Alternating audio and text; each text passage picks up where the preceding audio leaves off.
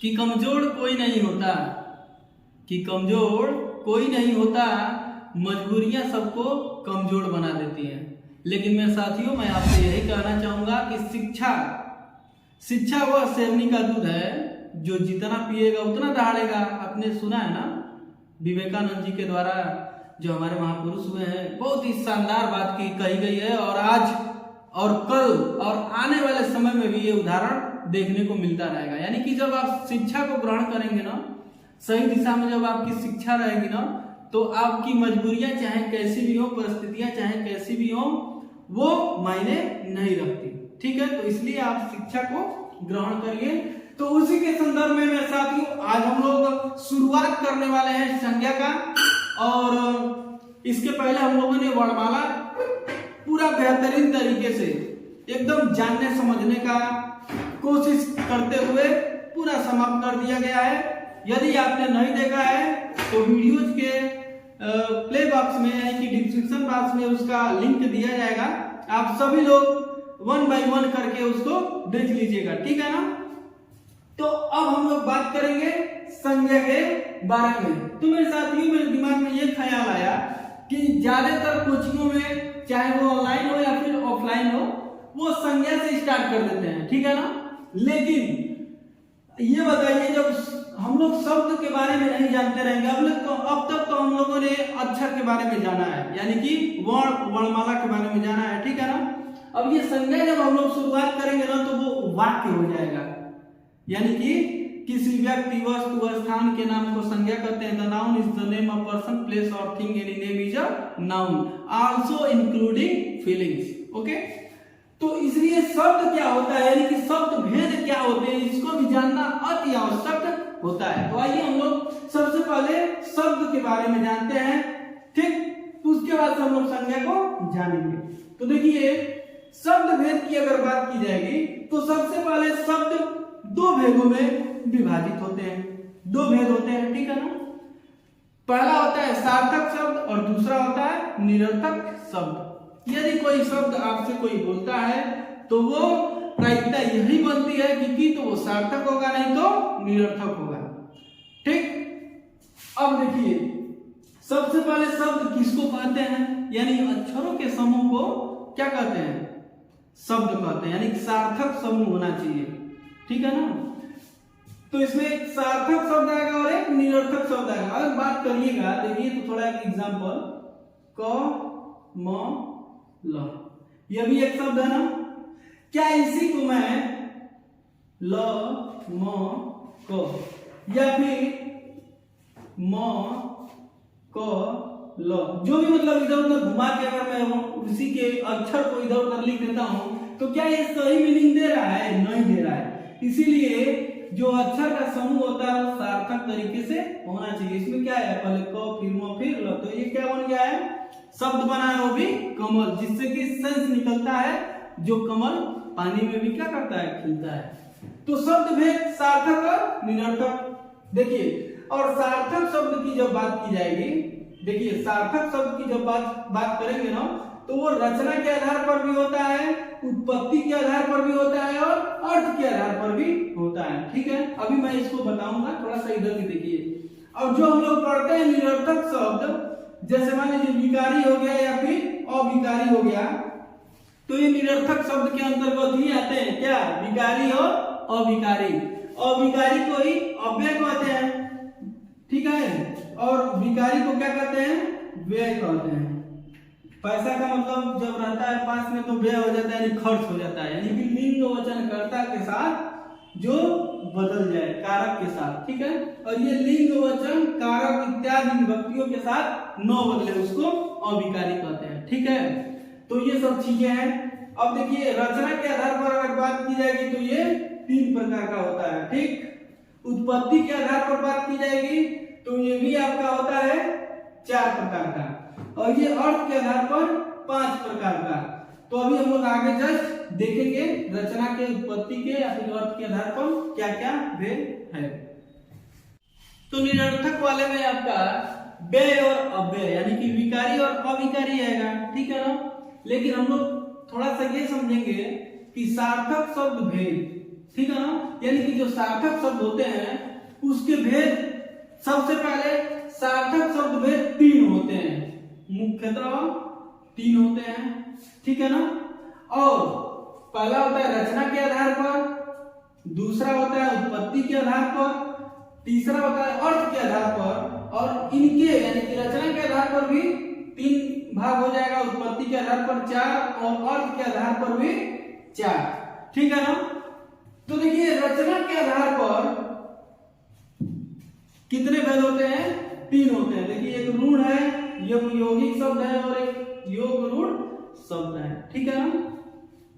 फिर उत्पत्ति के आधार पर सबसे पहले हम लोग ये जानेंगे कि रचना के आधार पर जो है रूढ़ यौगिक योग रूढ़ कहते किसको हैं, ठीक है ना।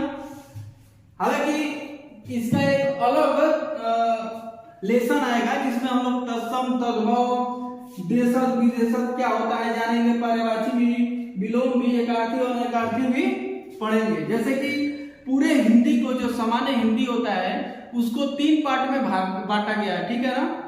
जैसे एक होता है आपका व्याकरण के नजरिए से, एक होता है शब्दकोश के नजरिए से, तो ये जितना भी आपको दिख रहा है ये शब्दकोश का ही हिस्सा है, और एक होता है साहित्य के नजरिए से। यानी 3 भागों में व्याकरण को हमारे बांटा गया है। तो व्याकरण के वजह से जो व्याकरण के तौर पर होता है उसी में होता है वे अव्यय वाला जो चीज होता है, रस छंद अलंकार आप लोग पढ़ेंगे, ठीक है ना। संधि हो गया आपका, समास हो गया, ठीक। और यहाँ पर रचना के आधार पर रूढ़ का मतलब ये होता है जो 2 भागों में तोड़ा न जा सके। जैसे देखिए मान लीजिए कल है ना, जैसे मान लीजिए नल, ठीक, बल, तल, ये सब है। इसको आप लोग 2 भागों में बांटेंगे और उसका अर्थ नहीं निकाल पाएंगे। जैसे मान लीजिए कल को तोड़ेंगे, क ल, क्या है ये तो एक वर्ड ही है ना। जैसे न और ल, इसको बांटेंगे तोड़ेंगे तो क्या हो जाएगा, न और ल यानी कि वर्ण हो गया, यानी कि इसका अर्थ नहीं निकल पा रहा है, ठीक है। तो इस तरीके से ये क्या हो जाएगा आपका रूढ़ के अंतर्गत आ जाएगा। यौगिक का मतलब वह होता है कि जिसको हम लोग 2 भागों में तोड़ देते हैं और अलग अलग अर्थ भी आ जाता है, ठीक है। जैसे मान लीजिए विद्यालय है, तो विद्यालय को तोड़ेंगे तो विद्या धन क्या हो जाएगा, आलय, ठीक। इसी तरह से बहुत सारे शब्द हैं, ठीक है, जिसको हम लोग तोड़ के और उसका अलग अलग अर्थ निकाल सकते हैं। जैसे मान लीजिए विद्या है तो विद्या का मतलब पठन पाठन हो गया, आलय का मतलब निवास स्थान हो गया, आश्रम हो गया, ठीक है। अब योग रूढ़ का जब हम लोग बात करेंगे तो जब आप लोग समास पढ़ेंगे उसमें पढ़ाया जाएगा बहुव्रीहि समास। तो जब बहुव्रीहि समास हम लोग पढ़ाते हैं तो नीलकंठ हो गया, गजानन हो गया, ठीक है, जो मतलब कि एक पद और दूसरा पद मिल करके किसी तीसरे पद की ओर इशारा कर देते हैं, तो उसी को कहते हैं बहुव्रीहि समास भी, और योग रूढ़ भी उसी को कहते हैं, ठीक है ना। जैसे मान लीजिए लंबोदर भी हो गया, यानी कि लंबा है उदर जिसका, यानी कि गणेश, ठीक है ना। यानी दोनों लंब और उदर मिल करके, यानी लंबा और पेट मतलब बाहर निकलना, दोनों को जब संयोग करते हैं तो क्या बन जाता है, गणेश जी की तरफ हो जाता है। नीलकंठ का मतलब नील धन कंठ, यानी कि नीला, नील का मतलब नीला, कंठ का मतलब क्या होता है, कंठ, तो नीला है कंठ जिसका, यानी कि शंकर जी। तो ये योग रूढ़ के अंतर्गत आते हैं, ठीक है। अब उत्पत्ति के आधार पर, यानी कि जो शब्द है उत्पत्ति, यानी कहां से हुई उत्पत्ति, किसी शब्द की उत्पत्ति। सबसे पहले देखिए जो भी शब्द थे वो तत्सम थे, यानी कि जब उत्पत्ति हुई किसी शब्द की तो वो तत्सम के अंतर्गत आए, ठीक है ना। अब इसी तत्सम से जो बिगड़ा हुआ, यानी कि देखिए सबसे पहले वैदिक लौकिक संस्कृत थी ना, तो उस संस्कृत के बाद आपकी जैसे मान लीजिए पाली आया, प्राकृतिक आया, फिर क्या आया, अवट आया, अपभ्रंश हो गया, फिर उसके बाद से आपकी हिंदी आई है, ठीक है ना। तो उसी प्रकार से संस्कृत का जो स्वयं का स्वयं क्या हो, संस्कृत के ही शब्द हो, वह तत्सम के अंतर्गत आते हैं, यानी कि जो बिगड़ा हुआ न रूप हो।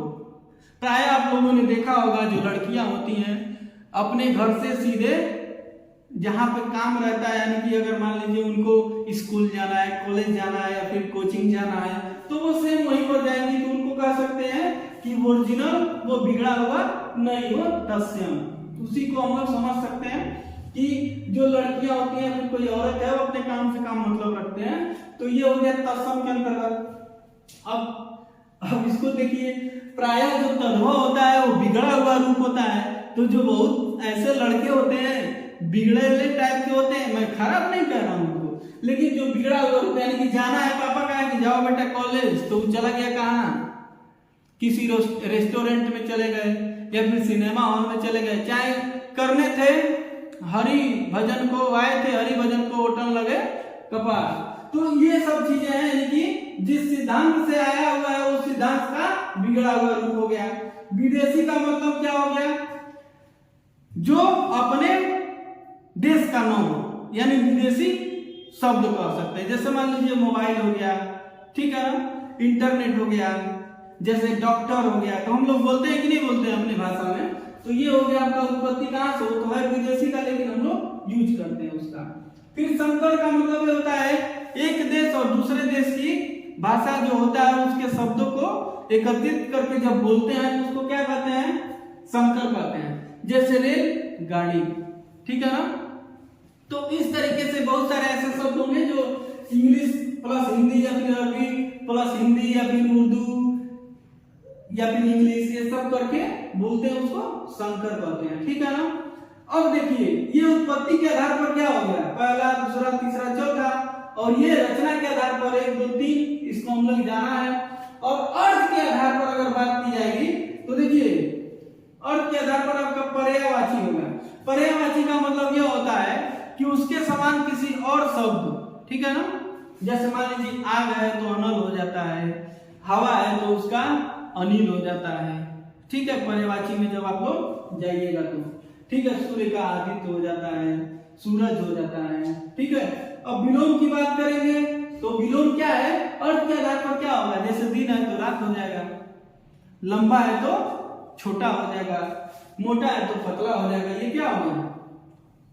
आप लोग देखते होंगे ये एसएससी जीडी में प्राय इसी से पूछा जाता है, विलोम हो गया, पर्यायवाची, एकार्थी, अनेकार्थी पूछा जाता है। ये एसएससी जीडी का ही पार्ट ज्यादातर है, ये शब्द वाला, शब्दकोश का हिस्सा किसमें पूछा जाता है, एसएससी जीडी में। तो एकार्थी का मतलब होता है कि जैसे मान लीजिए किसी ने कोई कुछ कहा जिसकी उपमा दी जाए तो उपमेय हो गया। तो जैसे कोई वाक्य बोल दिया जाता है और उसको एक शब्द में लिख दिया जाता है। अनेकार्थी का मतलब क्या हो गया, अनेक अर्थ, जैसे अंश माने होता है भाग, हिस्सा, ये क्या हो गया, अनेक अर्थ हो गया कि नहीं। एक जैसे मान लीजिए कोई कहा भाग तो उसका अंश भी कह सकते हैं, होता है ना। अरे उसके अंश में नहीं था, उसके अंश में बच्चा नहीं था, तो उसके भाग में बच्चा नहीं था, अरे उसके हिस्से में खेत नहीं था। ये देखिए एक ही चीज को मैंने कई बार बोल दिया कि नहीं बोल दिया, तो इसको अनेकार्थी शब्द कह देते हैं। तो इस प्रकार से थोड़ा सा एक बार और अनेकार्थी हम लोगों ने जाना ही था। सार्थक शब्द भेद में क्या आएगा, सार्थक शब्द भेद में आएगा आपका, और निरर्थक वाला हम लोग जान चुके हैं, जैसे कि व्यय और अव्यय, यानी विकारी और अविकारी है, उसको हम लोग पढ़ेंगे, जिसमें संज्ञा भी आएगा, सर्वनाम भी आएगा, क्रिया आएगा, क्रिया विशेषण आएगा, जो अव्यय है, समुच्चय बोधक हो गया, संबंध बोधक हो गया, विस्मय आदि हो गया, ये किसमें आएगा, ये आएगा अव्यय में। अव्यय वाले में क्या क्या आएगा, संज्ञा आएगा, सर्वनाम आएगा, क्रिया आएगा और विशेषण आएगा, माने 4 होते हैं। वैसे निपात भी हो जाता है, वाच्य भी हो जाता है, कारक भी हो जाता है, लिंग वचन भी, सब किसमें आते हैं, व्यय और अव्यय में। तो इसको व्याकरण का वो भाग होता है, उसको हम लोग व्याकरण तौर पे ऑफलाइन क्लास में चल ही रहा है वो, ठीक है। तो इस तरीके से ये सार्थक शब्द भेद को मैंने बहुत ही अच्छे तरीके से और शॉर्ट वे में समझाने का प्रयास किया। अगर आपको मेरे समझाने का जो ये कंटेंट है ये आपको अच्छा लगा हो तो प्लीज चैनल को लाइक शेयर सब्सक्राइब तो अवश्य करिएगा, ठीक है ना। तभी आप हमारे भी सच्चे साथी हैं और उन मित्रों के भी आप सच्चे साथी हैं जिन तक आप पहुंचाएंगे, क्योंकि ये आपका कर्तव्य है, आपका दायित्व। इतना मेहनत किया जाता है आप ही लोगों के लिए, तरह तरह की वीडियो आपको यहाँ पर मिलता है, हिंदी मिल ही रहा है, जीएस मिल ही रहा है, मैथ, रीजनिंग वगैरह बहुत सारी चीजें यहाँ पर प्रोवाइड की जाएंगी। तो चैनल को लाइक करने में मुझे नहीं लगता है, सब्सक्राइब करने में बहुत बड़ी बात है, या फिर किसी पैसे का भी कोई मांग नहीं रखा जाता है। आप लाइक करेंगे, सब्सक्राइब करेंगे, उसका 1 रुपया आपका कटना भी रहेगा, ठीक है ना। तो आज के लिए बस इतना ही। जय हिंद।